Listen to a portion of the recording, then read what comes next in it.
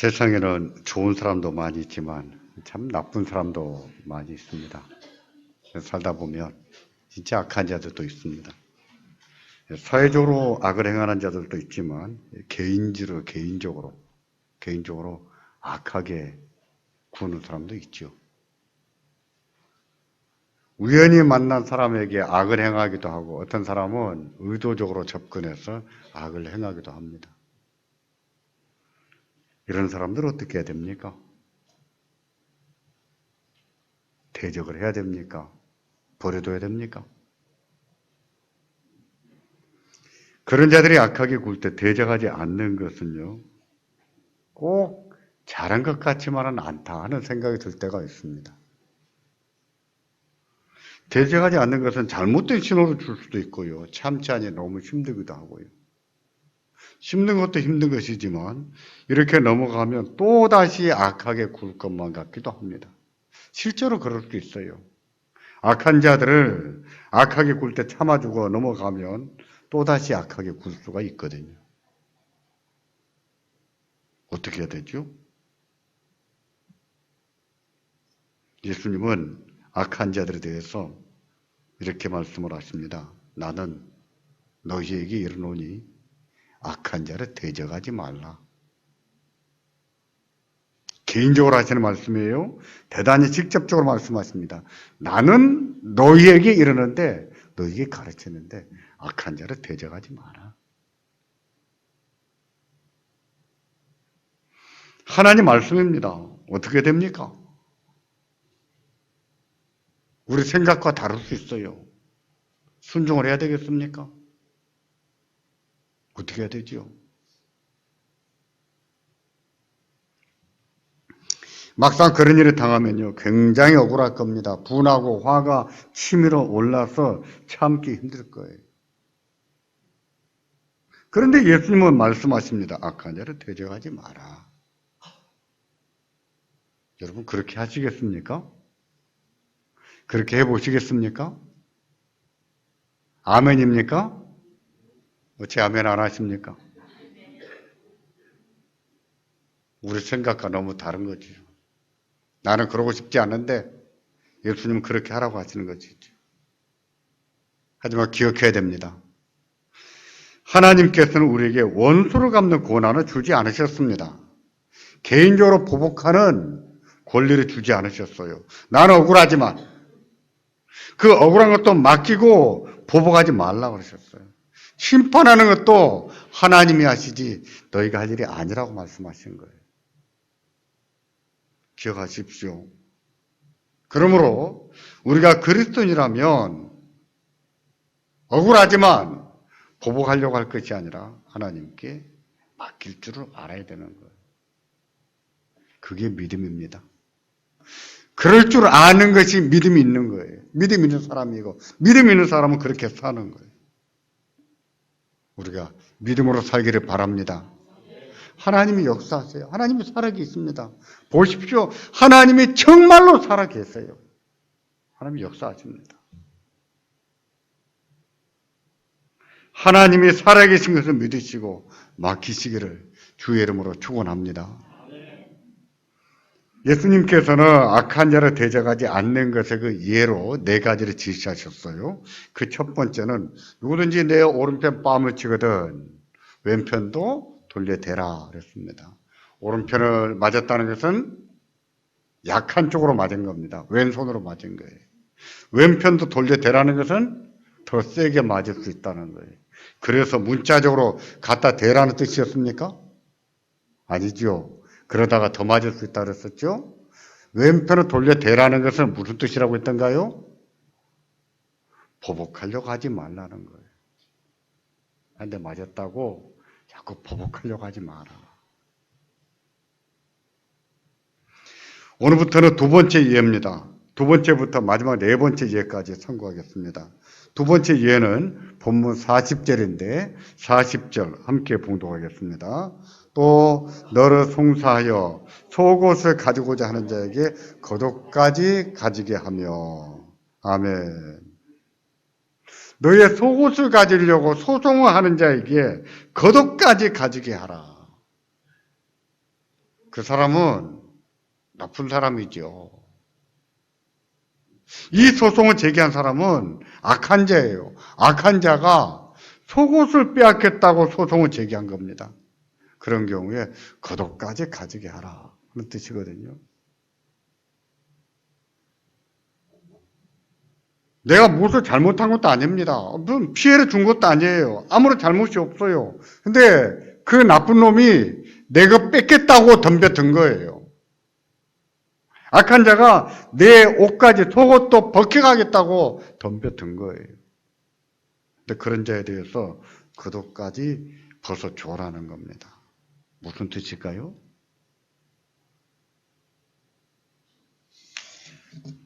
율법은 개인적인 보복을 금지한다고 했습니다.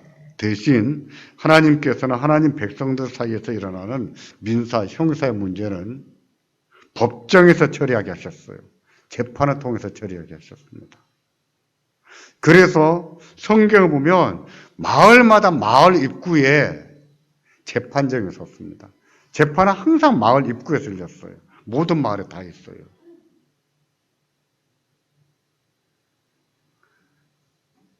마을 입구에서 재판이 열리는데 그 재판을 하나님이 허락하신 제도이고 그 재판을 통해서 모든 정의를 바로 잡아가는 겁니다.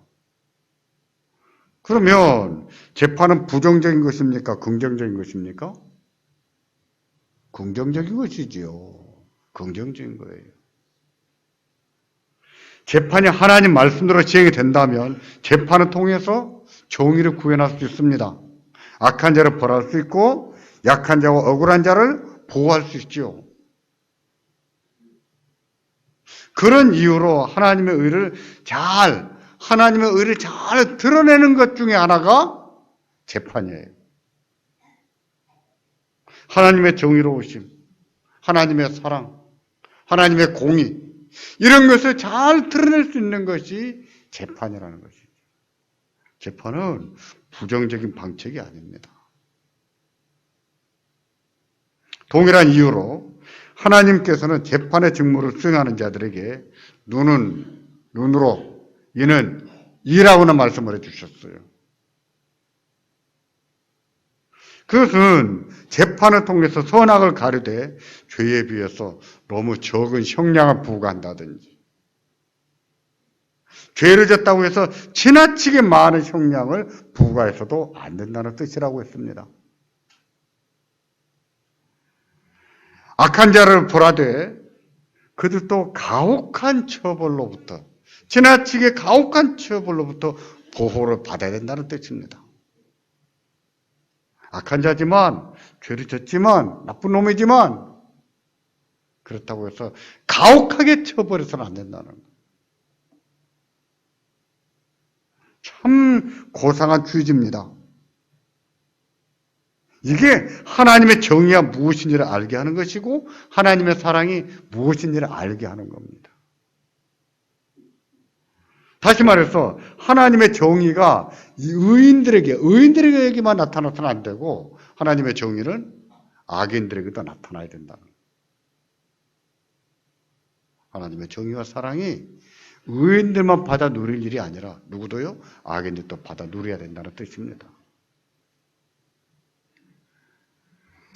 이제 다시 본문을 보겠습니다. 악한 자가 속옷을 빼앗으려고 소송을 제기했다고 했습니다. 이 속옷은 우리의 속옷이 아니에요.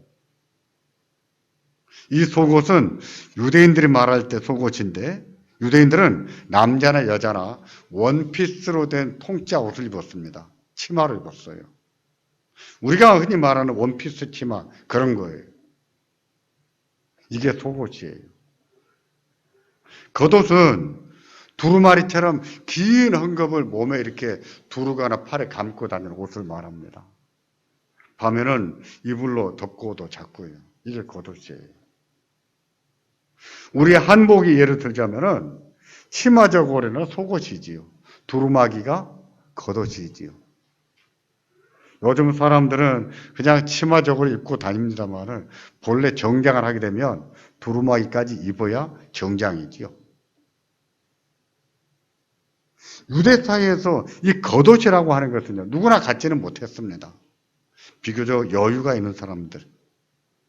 그 외에 나머지 군중, 대부분의 군종들은요, 속옷만 입고 산 겁니다. 우리 조선시대 같으면 저고리, 바지만 입고 산 것처럼 그렇게 살았어요. 유대인의 법에 따르면 속옷에 대해서는 소송을 할 수가 있었답니다. 소송을 통해서 이긴다면 그 속옷도 벗겨서 가져갈 수 있었다는 거예요. 그런데 겉옷에 대해서는 소송이 금지되어 있었답니다. 따라서 겉옷은 양도할 수 없는 소유물이고 사법적으로 보호를 받는 권리예요. 이것은 양도할 수 없는 권리, 양도하지 않아도 되는 권리입니다. 그게 겉옷이 갖는 의미예요. 그런데 악한 자가 속옷을 빼앗겠다고 소송을 했는데 뭐까지 줘라고요? 겉옷까지 줘라는 겁니다. 법적으로 보호받는 거예요. 속옷은 빼앗아가도 겉옷은 빼앗아갈 수가 없어요. 근데 겉옷까지도 줘라고 합니다. 무슨 뜻일까요? 재판하지 말라는 것일까요? 그렇지 않습니다. 재판은 결코 부정적인 것이 아니라고 했습니다. 따라서 우리는 악한 자를 사법적으로 처벌을 받게 할 수 있습니다. 법에 맡겨서 악한 자를 사법적으로 처벌을 받게 할 수 있어요. 그러면 그 나쁜 놈을 처벌을 받게 할 때 벌을 얼마나 많이 받았으면 좋겠습니까? 벌을 좀 많이 받았으면 좋겠어요? 조금만 받았으면 좋겠어요? 솔직하게 말씀해 보세요. 많이 받게 하고 싶은 것이 우리의 마음이죠. 세상에 어떻게 아무런 잘못도 없는데 내가 빚진 것도 없는데 까닭없이 어떻게 내 속옷을 빼앗겠다고 소송을 겁니까? 이런 나쁜 놈이 어디가 있습니까? 이런 놈을 벌을 받게 한다면 얼마나 받게 하면 좋겠어요? 이것은 오른뺨을 맞았을 때에 겪는 보복의 심리와 똑같습니다. 한 대 맞았습니다. 분해요. 때려주고 싶을 때 몇 대를 때려야 분이 풀립니까? 한 대입니까? 아니죠. 두 대, 세 대, 네 대를 때려줘야 분이 풀리지. 그것과 똑같다는 거예요. 재판에서도 마찬가지입니다. 그런 나쁜 놈은 벌을 받아야 됩니다. 벌을 받는데 적당히 받아서는 안 되겠고 내 직성이 풀리도록 받았으면 좋겠다는 거지. 내 기분이 풀리기까지 받았으면 좋겠다는 거예요. 옛날 같으면 곤장을 치는데 한두 대 쳐서는 안 되고 매우 쳐서 반은 죽여서 보냈으면 좋겠다는 것이죠. 보복의 심리입니다. 보복의 심리. 우리가 그럴 수 있다는 것입니다. 개인적으로 보복해서는 안 되고 하나님께 맡길 것은 맡기고 법에 맡길 것은 맡기는데 법에 맡기면서도 합법적으로 보복하려고 한다는 거예요. 법을 이용해서도 보복하려고 한다는 거예요. 법을 이용해서도 가혹하게 지나치게 벌어주고 싶어 한다는 것이죠. 그러지 말라는 거예요. 그러지 말라는 것입니다. 그건 나쁜 놈이지만 내 속옷까지 뺏어 먹으려고 하는 나쁜 놈이지만 그렇다고 똑같이 악하게 굴지 말라는 거예요.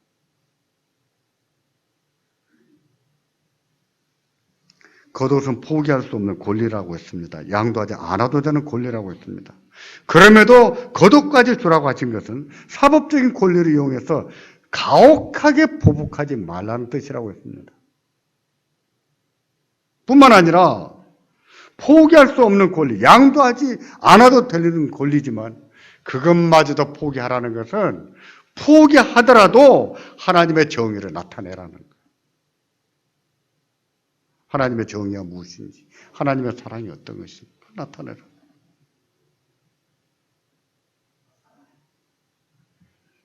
그래야 합니다. 우리는 무엇을 먹든지 마시든지 하나님의 영광을 위해서 먹고 마십니다. 우리의 삶의 목적은 하나님의 영광을 두고 살아야 됩니다. 우린 그런 존재예요. 하나님께서 예수 그리스도의 죽음을 통해서 우리들을 구원하시고 새롭게 하셨거든요. 우리의 성품을 새롭게 하셨고 우리의 삶을 새롭게 하셨어요. 너희는 새로운 피조물이다 그랬습니다. 하나님은 우리가 하나님의 새로운 방식으로 새로운 백성으로서 우리가 새 사람같이 살기를 원하시는 거예요. 새 사람으로. 근데 보복을 합니까? 나한테 잘못했다고 해서 반을 쳐 죽이면 좋겠습니까? 그거는 거듭나지 못했을 때의 성품이에요.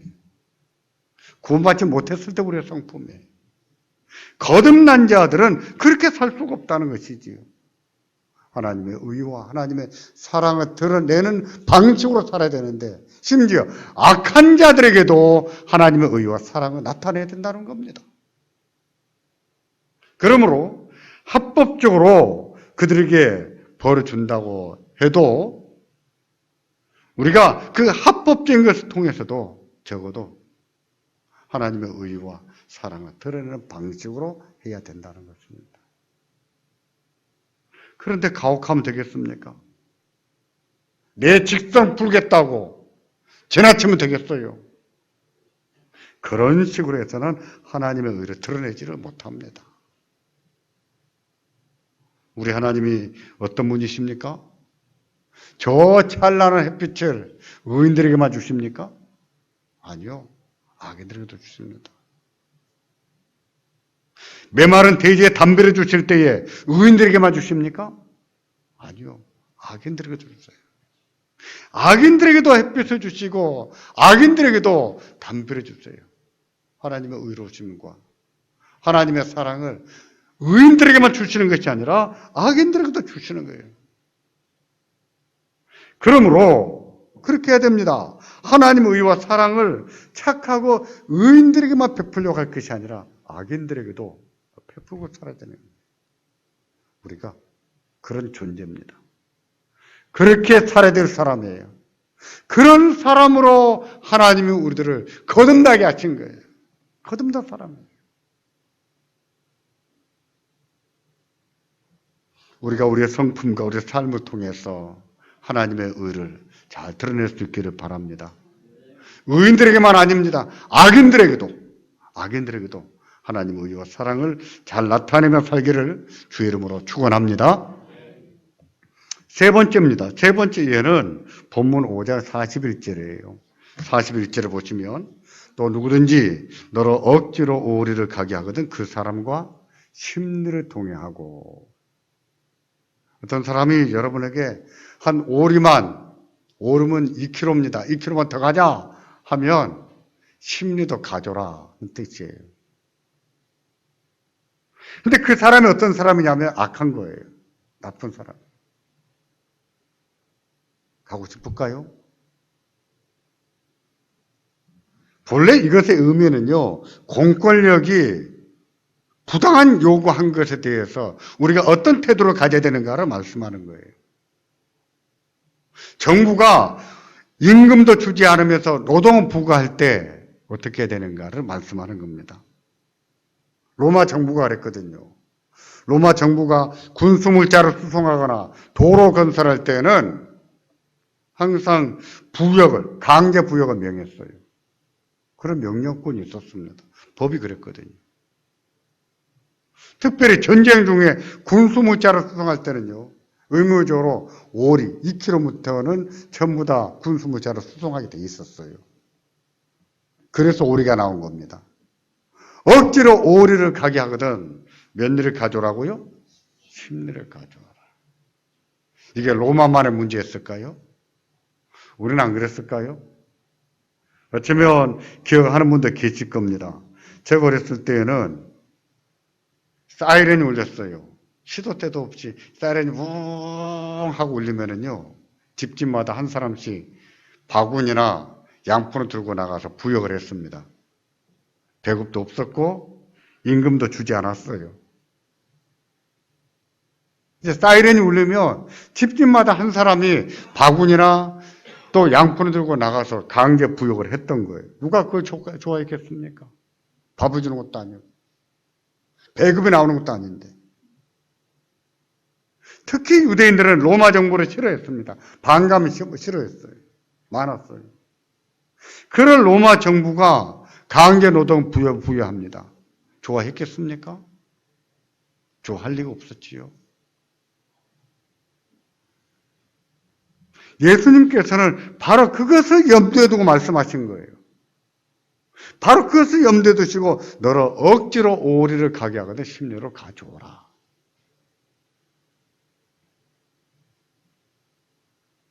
어차피 해야 될 일이라면, 누구나 하는 일이라면 기쁘게 하라는 거예요. 협력적으로 하라는 거예요. 나만 버틴다고 해서 될 일이 아니에요. 다 하는 일입니다. 누구나 하는 일이에요. 누구나 하는 일이라면 협력하는 마음 가지고 기쁘게 해 주오라는 거예요. 그것도 하나님의 의를 드러내는 방식 가운데 하나입니다. 오늘날에는 강제 부역이 없습니다. 오히려 임금을 주기 위해서 일자리를 만들어가면서 임금을 주지 않습니까? 하지만 법규 가운데는 우리가 좋아하지 않는 법규가 있을 수 있어요. 만일 어떤 법이 하나님의 말씀을 거역한다면, 예를 들면 우상 숭배를 하게 한다든지 아니면 도덕적으로 문란하게 살게 한다면 우리는 얼마든지 한가할 수 있습니다. 하지만 그런 것이 아니라면 내 마음에 들지 않아도 협력을 해야 되는 거예요. 나는 싫어도 기꺼이 해야 되는 거예요. 예를 들면 뭐가 있을까요? 세금이 그런 것이지요. 세금 내라 하면 바로 그런 것이지. 사람들이 복지 좋아합니다. 저는 개인적으로는 그렇게 복지국가를 선호하지는 않습니다. 왜냐하면 제가 유럽에 나가 살아보니까 이 복지란 게 쉬운 게 아니에요. 돈을 내놔야 복지를 하지요. 돈을 얼마나 내놔야 되냐면 여러분 월급의 45%, 최하 45% 내야 돼요. 100만 원 받는 사람은 한 달에 45만 원 내놓고 200만 원 받는 사람은 90만 원을 내놔야 복지를 할 수 있는 거예요. 그거 내놓겠습니까? 내시겠어요? 안 하시잖아요. 그게 아니라 세금 내는 거, 기본적으로 세금 내는 것도 누가 그걸 얼마나 좋아합니까? 그렇다고 해서 그리스도인이, 예수 믿는 사람이 탈세하고 또 세금도 안 내고 이리저리 도망다니면 될까요? 잘한 것입니까? 그건 아니지요. 그건 아니지요. 억지로 오리를 가게 하거든 심리도 동의하라는 것은 바로 그것을 두고 말씀하는 거예요. 우리가 해야 될 일이라면 기꺼이 협력해야 됩니다. 예수를 믿는 마음으로, 사랑으로 해야 되는 거예요. 네 번째입니다. 마지막 네 번째 예는 42절입니다. 다 같이 붙일까요? 내게 구하는 자에게 주며 내게 꾸고자 하는 자에게 거절하지 말라. 이 말씀은 매일 먹는 끼니와 관련된 겁니다. 끼니와 관련된 거예요. 근데 이 끼니를 좀 꾸러온 자가 누구냐면 악한 자예요. 악한 자가 와서 집에 양치기 떨어졌다고 양치기나 돌을 좀 꿔달라고 합니다. 꿔줄까요 말까요? 가까운 이웃도 아닙니다. 나한테 착하게 대하는 사람도 아니에요. 나한테 못되게 구는 놈이에요. 근데 나한테 못되게 굴 때는 언제고 이제 양식이 떨어졌다고 와가지고 양식 좀 꿔달라고 돈 좀 빌려달라고 합니다. 빌려줄까요 말까요? 이런 양심 없는 놈. 우리는 하고 싶지 않아요. 빌려주고 싶지 않아요.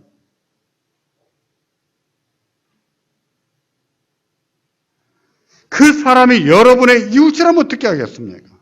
그런 나쁜 놈이 여러분에게 찾아와서 먹을 양식이 없다고 구워달라고 하면 어떻게 하시겠습니까?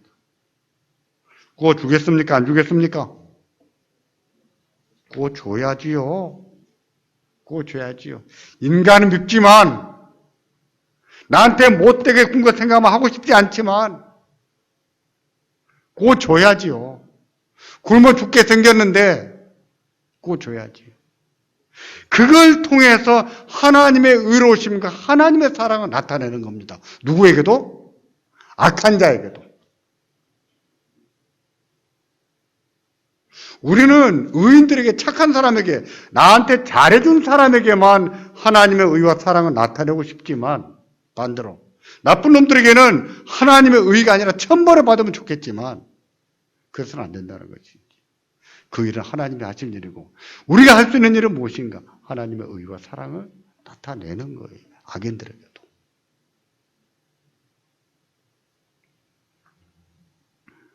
예수님께서는 그런 자들에게도 거절하지 말고 꿔주라고 하신 겁니다. 왜냐하면 우리는 하나님의 새롭게 하신 새로운 백성들이거든요. 새 백성이에요. 하나님이 우리의 성품을 새롭게 하셨고, 우리 영혼을 새롭게 하셨고, 우리 인생을 새롭게 하셨습니다. 우리는 옛날처럼 살아서는 안 돼요. 거듭나기 전처럼 살 수가 없는 자들이에요. 그러므로 똑같이 악하게 굴지 말라는 것입니다. 그들이 헐벗고 굶주려 있으면 불쌍히 여기라는 거예요. 하나님의 의로운 성품을 가지고, 하나님의 사랑을 가지고 찾아가서 기꺼이 도우라는 것입니다.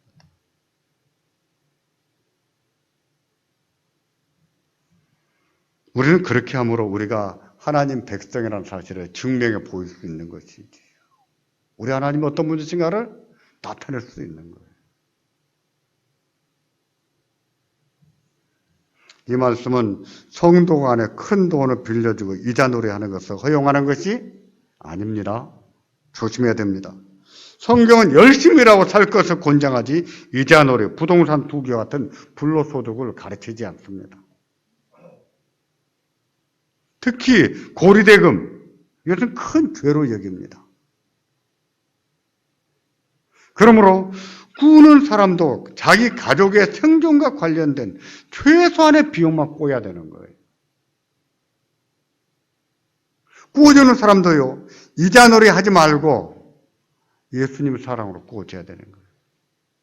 그 사람의 생계에 관한 거라면. 성도 간에 큰 돈을 꾸려고 하는 것은 옳지 않은 일입니다. 그것을 거절할 줄 모르는 것도 옳지 않은 거예요. 잘못하는 거예요. 거절하지 못해서 종종 시험에 드는 사람들을 볼 수 있습니다. 그것은요, 그렇게 되어버리면 당사자만의 문제가 아니에요. 그것은 교회를 해치는 거예요. 그렇기 때문에 교회 안에서 성도 간에 돈을 꾸고 이자 받고 이런 것이 안 되는 거예요. 이런 거 가지고 저한테 찾아와가지고 목사님 뭐를 못 받았습니다. 입도 꺼내지 마십시오. 그런 얘기는. 제가 그렇게 하지 말라면 왜 하고 저한테 찾아옵니까? 제가 받아줄까요? 저거 어떻게 받아줘요?